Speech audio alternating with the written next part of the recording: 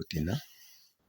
Ndani ya hii video napenda nionyeshe namna gani tunaweza ona na kukosoa makosa fulani fulani ndani ya mkutano ambao tayari umekwisha kupita. Basi mtatambua kwamba tuko kwenye kipengele cha mikutano, nafasi ambapo unaweza ona mikutano zako zote ambazo ushakafanya, ila utatambua ya kwamba ni mkutano mmoja tu ndio iko ndani ya rangi ya kimajani.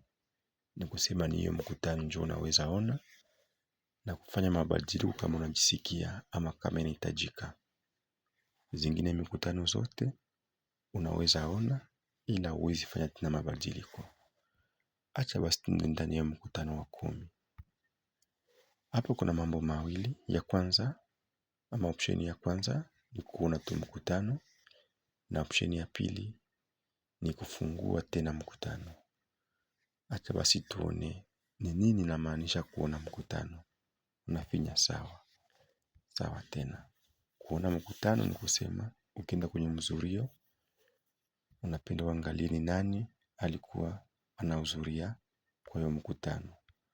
Unaweza ukarudi, unaweza enda kwenye akiba ili uangalie nani waliweka akiba zao.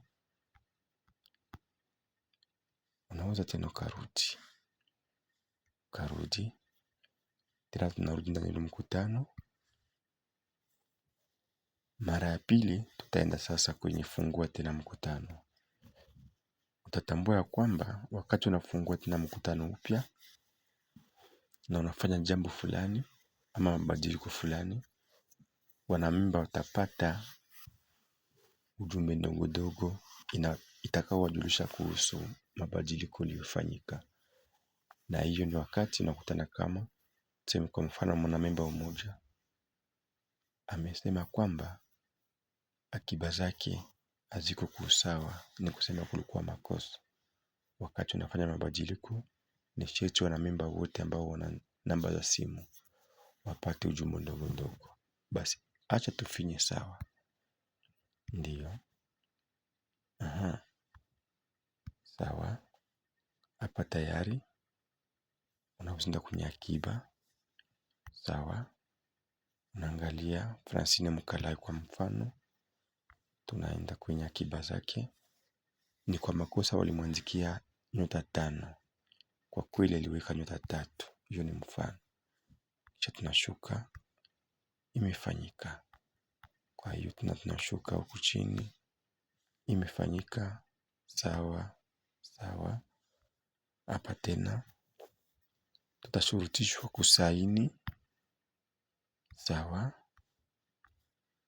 Ili tumalize mkutano. Hapa tunasaini tena. Imefanyika. Na hapo tunaweza rekodi kama tuko na mtandao. Samahani, rekodi. Ndiyo. Rekodi sasa. Asante